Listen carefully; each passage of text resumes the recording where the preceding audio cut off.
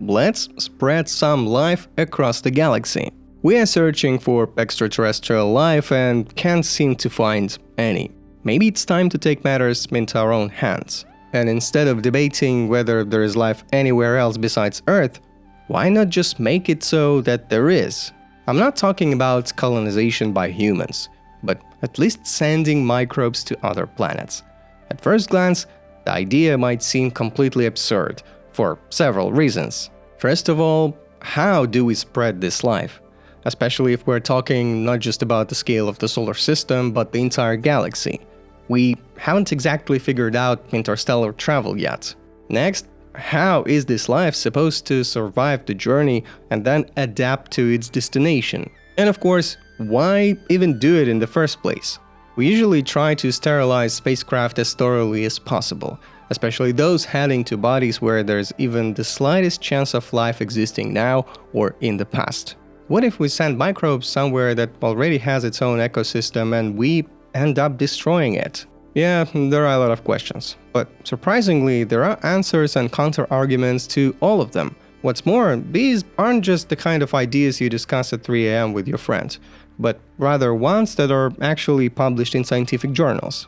An article is dedicated to the concept of directed panspermia, the deliberate spread of microorganisms across the galaxy. In this video, I'll try to answer all of these questions and more. Let's figure out whether we can and whether we should infect the galaxy with life from Earth. I'm Andrei, and this is Cosmos Elementary. The idea of directed panspermia emerged relatively recently.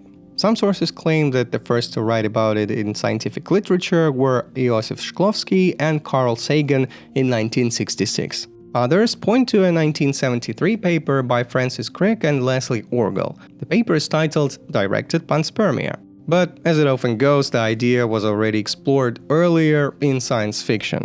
One of the first, if not the first, was Olaf Stapledon's novel Last and First Man, published in 1930. But in any case, that's all the 20th century. The idea of panspermia, not directed panspermia, but just the concept itself, can be considered ancient. And that's not surprising. The question of the origin of life on Earth has troubled humans for a long time.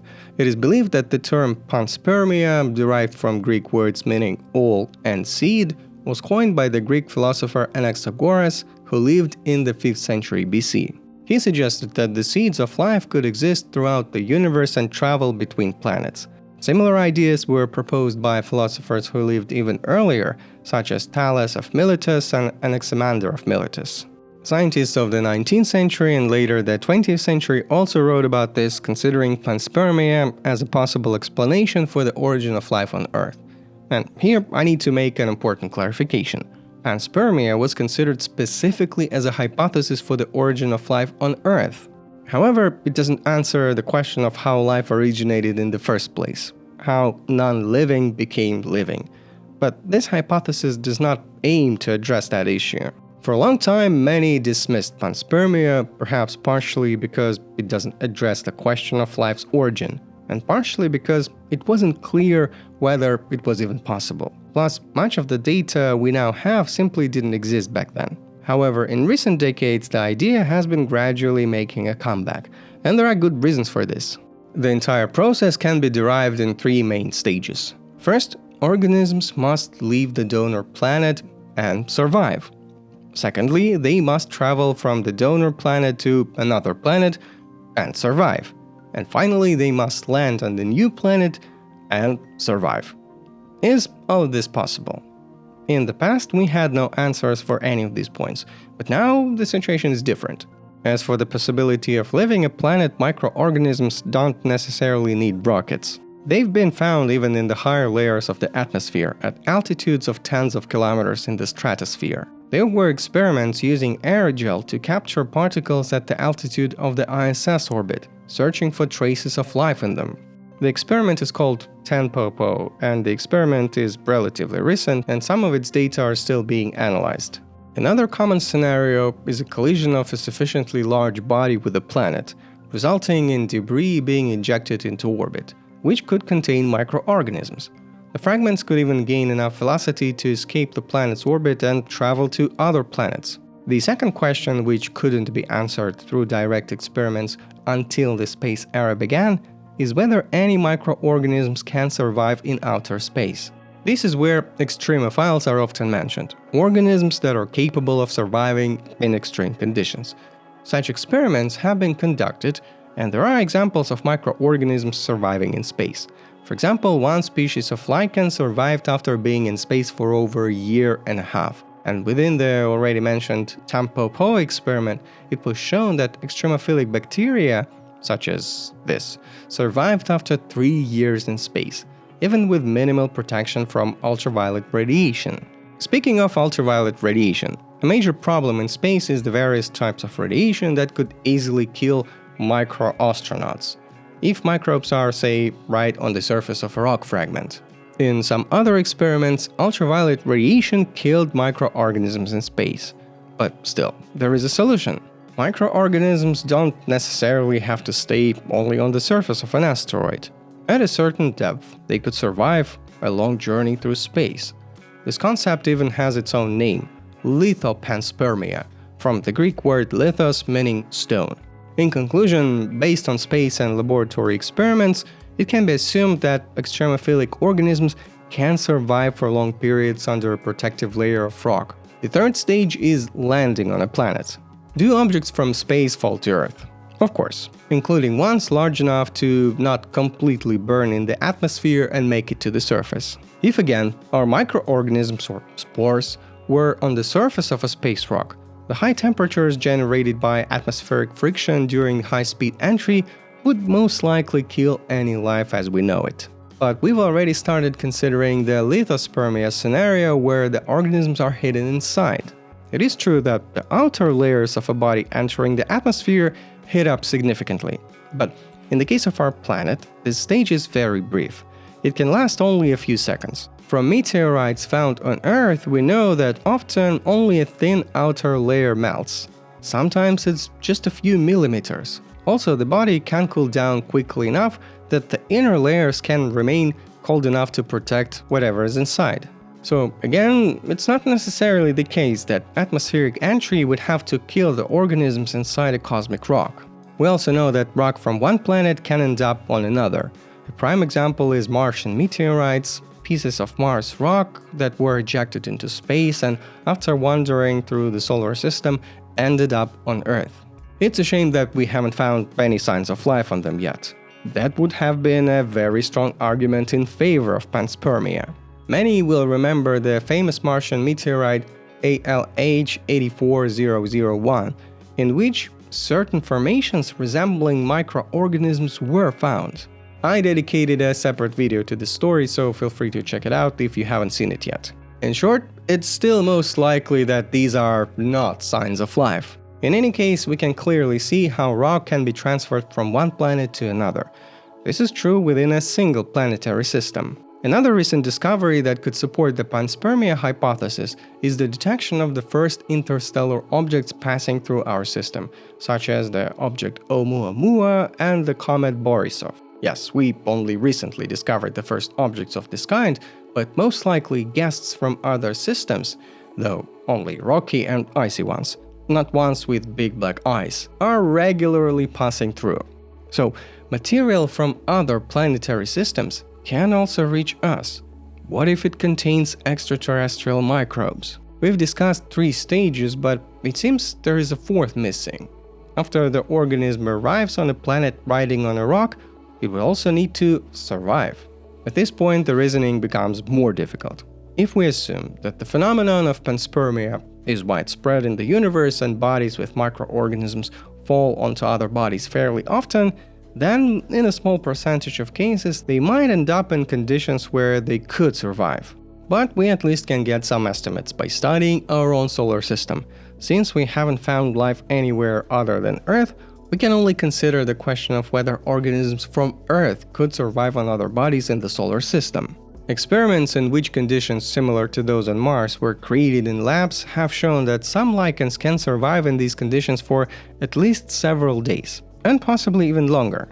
This organism, which I have already mentioned, could survive in Mars-like conditions much longer.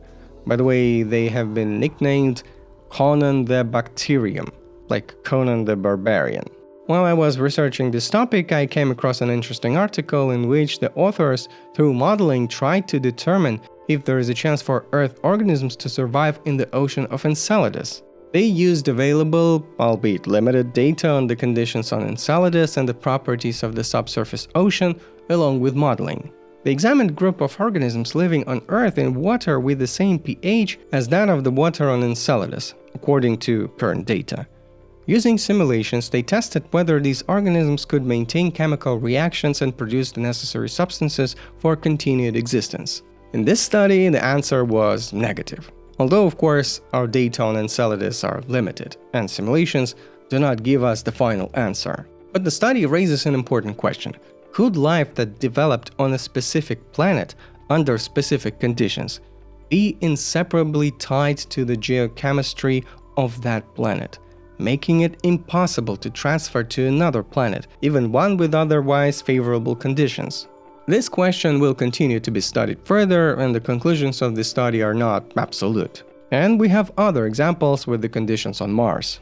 Over the past few years, by studying meteorite material, we've learned that while life may not be arriving from space, at least the building blocks of life are. Various organic compounds, amino acids essential for life, have been found. In some well-known meteorites like the Murchison meteorite, dozens of these compounds have been found. There's also a possible mechanism by which, inside spacefaring rocks, amino acids could form from simpler molecules. It's easy to make a logical leap to think, if the building blocks of life can make it here, maybe life itself could hitch a ride too. Here's another argument for you. The Earth has existed for about 4.6 billion years. Right after its formation, the Earth was very hot, and life couldn't really exist here. Then, about 4.5 billion years ago, an object the size of Mars is believed to have collided with the Earth, leading to the formation of the Moon. Naturally, the Earth became even hotter during such a collision. Then, for possibly tens of millions of years, a strong greenhouse effect created an excessively hot temperature at the surface. In addition, until about 3.8 billion years ago, there was a period known as the Late Heavy Bombardment. During this chaotic phase of the solar system, much more asteroids and comets fell to the Earth and the Moon, and a significant portion of the craters were formed back then. The conditions on Earth at that time were not very favorable. At the same time, scientists found with a high degree of certainty traces of organisms that existed about 3.5 billion years ago. That is only 300 million years after the end of the Late Heavy Bombardment. There are also some findings that may suggest life existed as far back as 3.8 billion years ago, 4 billion years ago, or in some cases 4.2 billion years ago, though here it is less clear. But even if we consider the more conservative results around 3.5 billion years ago, given the typically slow pace of evolution and the fact that life on Earth existed for billions of years only in the form of single-celled organisms, the question arises, how could life have appeared so quickly? Well, if the interpretations of findings suggesting that life existed more than 4 billion years ago are correct, it seems as though life on astronomical timescales appeared on Earth almost instantly. At one moment, the Earth is covered with a global ocean of molten lava, and then, suddenly, after only a little while, life, albeit simple, is everywhere. This is where thoughts arise about the fact that life on Earth may not have had enough time to emerge. It seemingly appeared too quickly, and the solution here is Panspermia. Life was carried here from somewhere where it had a longer period of favorable conditions. Up until now, I've been talking about natural Panspermia, and there's a lot to discuss here, many arguments, ideas, experiments, and research. But today, we're particularly interested in artificial or directed Panspermia. Directed Panspermia is looked at from two main angles. First, it is suggested that life was brought to Earth in this way. It is similar to what we discussed in the previous part of the video, but instead of a natural phenomenon, it is a scenario where some intelligent civilization took a batch of bacteria, for example, packaged them into probes, and those probes reached Earth billions of years ago. And all the current diversity of life, including us, is the result of such artificial seeding. The second point is, should we ourselves engage in such seeding? And here the questions I mentioned earlier come up. Why do it? Is it ethical? And if we do it, how could we carry it out? Is it even possible in principle? We've already established that natural panspermia is theoretically possible, and we've discussed how organisms could leave the donor planet and make their way to another body. So perhaps an intelligent civilization could accelerate this process and make it even more efficient. Well, quite possibly. Now let's dive into details and some specific proposals being developed by scientists. Let's assume we've decided that this is a good idea and have set ourselves the task of sending life somewhere. Within the solar system, there are no fundamental problems here. We know how to send probes, including to distant planets. The real question is whether organisms from Earth would survive there, but at the very least we could give it a try. If we're talking about sending microbes to a planet outside the solar system, things get definitely more complicated. However, if we don't have the goal of observing the result during our lifetime, there's nothing fundamentally impossible here either. We can imagine how we could create an artificial environment for the survival of microbes, with protection from cosmic radiation and all that. We attach the container to the probe, choose a potentially habitable Earth-like planet as a target, and calculate the trajectory. And we send the probe out of the solar system, much like how the Voyagers were sent or how New Horizons will one day leave our solar system. If our package does reach another planet, it would do so in the best case in tens of thousands of years, but fundamentally that seems possible. To increase the chances, we could send a bunch of such probes, but these are all just general thoughts. Let's now talk about specifics. In December 2022, an article titled "Directed Panspermia Using Interstellar Comets" was published in the journal Astrobiology. The paper is largely motivated by the discovery of the interstellar comet Borisov. And yeah, why build interstellar ships and probes when we now know for sure that interstellar objects exist and occasionally pass through planetary systems? And comets in particular could be especially suitable candidates. Remember the three main stages of panspermia. The first stage in the case of artificial panspermia is carried out by us, as we place organisms on the comet. However, for the next two stages, the comet has significant advantages. How should this actually work? First of all, we need to choose or develop a specific set of organisms for the seeding. It's not necessary to choose just one type of organism. We could even use multicellular organisms. The idea is to select a combination that has the best chance of survival during the journey and on the potential planet they might end up on. We could even potentially use genetic engineering to modify organisms as needed. Let's assume we have created such a set of organisms for seeding. Next, we actually need a comet. Recent discoveries and assessments suggest that objects, including relatively large comets of tens of meters in size, likely enter our system every year. With the development of telescopes and sky surveys, we will find them more and more often. And this is not a matter of some distant future. If we find a suitable comet, the next step is to intercept it. The European Space Agency is currently developing the Comet Interceptor mission. The spacecraft will wait in space at the L2 Lagrange point of the Earth-Sun system. And when celestial surveys find an interesting target, such as an interstellar comet, the spacecraft will be sent then to that object. So far, it's only to study it. The mission is purely scientific, but a similar method could be applied for directed panspermia. This way we could place the seeding material on the comet. And here comes the first advantage of comets. They can be large enough to provide suitable protection from radiation. Comets are largely made of ice, and just 1 meter or about 3 feet of ice can increase radiation protection by 100,000 times.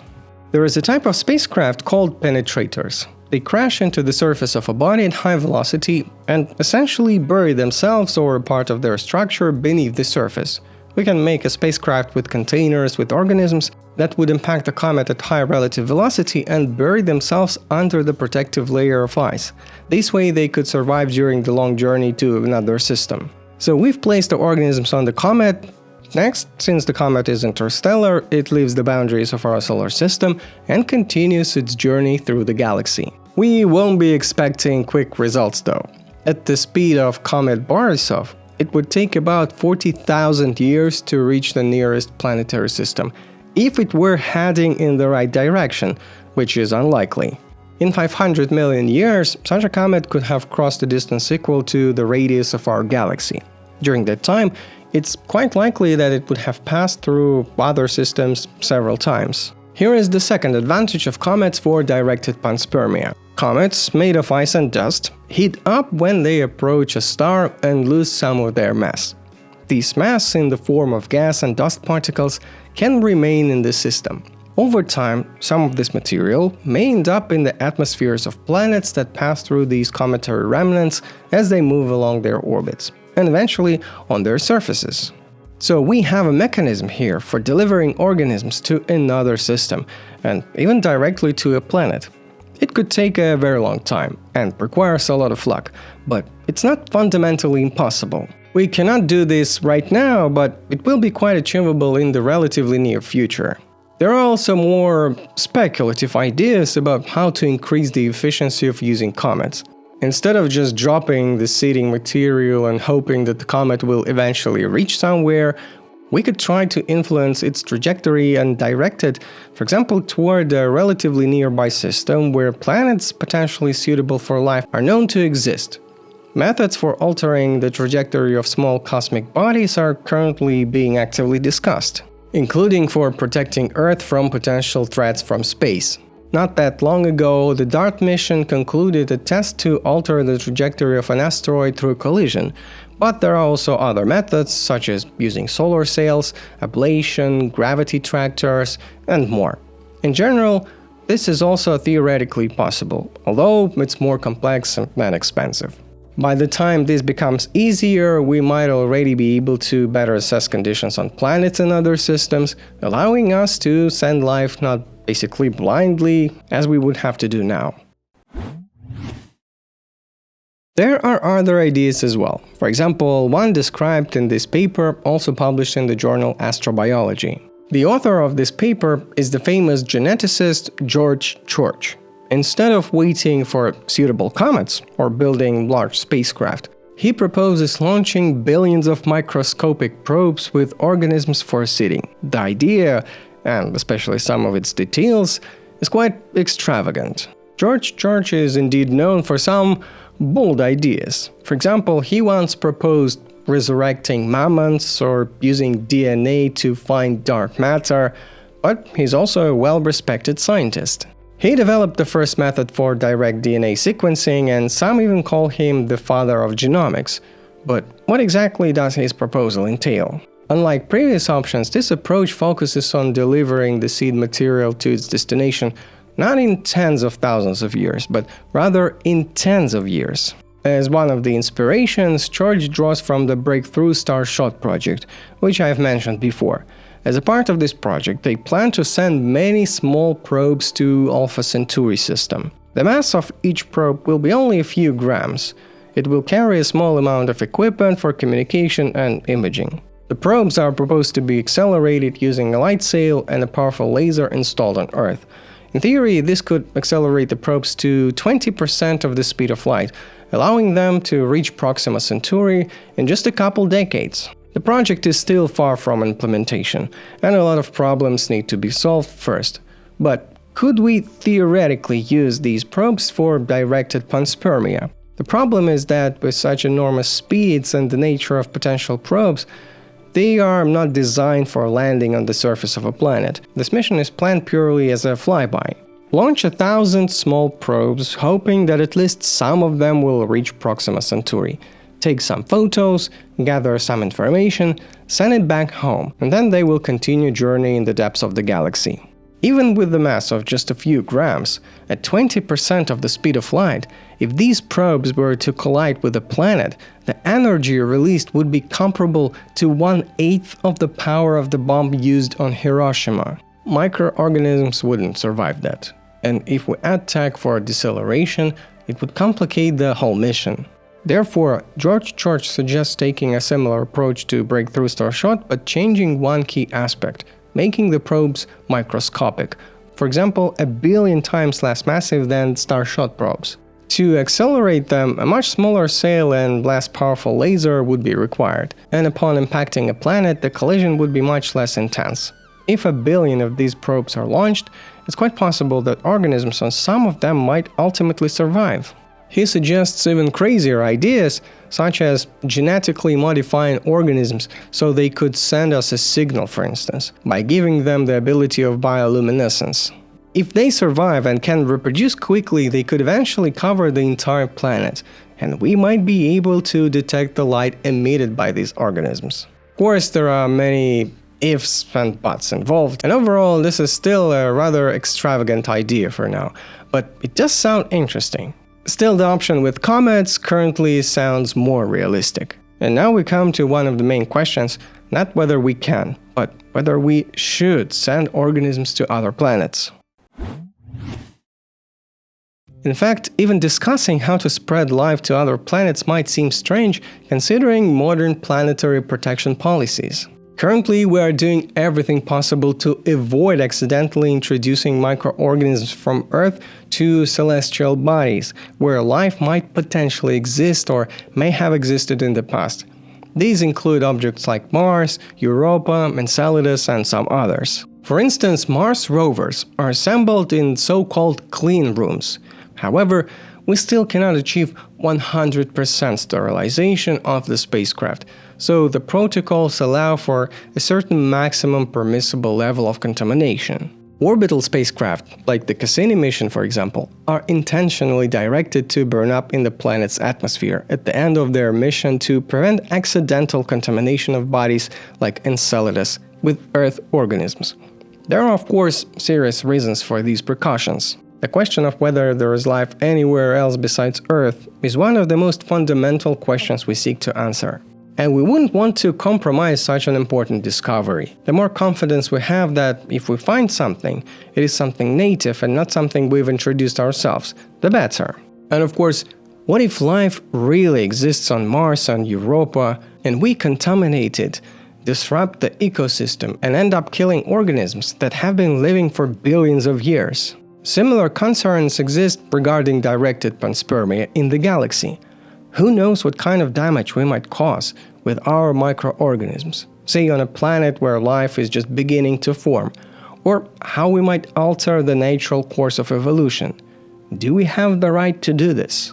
And if life has already existed there for a long time, we could still harm it. We're capable of that. We're quite good at harming things. But this can also be viewed differently. What if life in our galaxy is a very rare phenomenon? And if we didn't seed them with life through directed panspermia, life might never appear there. Maybe panspermia is just a natural course of events in the universe. After all, we ourselves are products of nature, so what we do might also be a part of nature. Perhaps this is the normal order of things in the universe. Life arises, evolves, and reaches a stage where it is capable of seeding life across the galaxy, and then it starts doing so. Could we ourselves be products of such seeding? I've already mentioned the argument of the seemingly too early appearance of life on Earth. Could life have been brought to Earth by someone, and if not for them, we wouldn't be here? Or perhaps the evolutionary leap on Earth when organisms learned to photosynthesize was also triggered by panspermia from outside. Could we owe thanks to someone who once brought life to Earth or guided its evolution?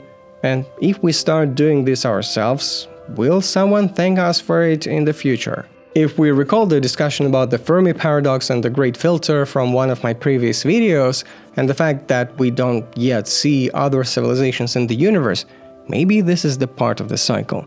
Before a civilization disappears, it has a chance to leave some trace behind and scatter it across the galaxy. On many of these points we can only speculate, but it seems that the answer to the question of whether we should engage in directed panspermia is at least not that straightforward.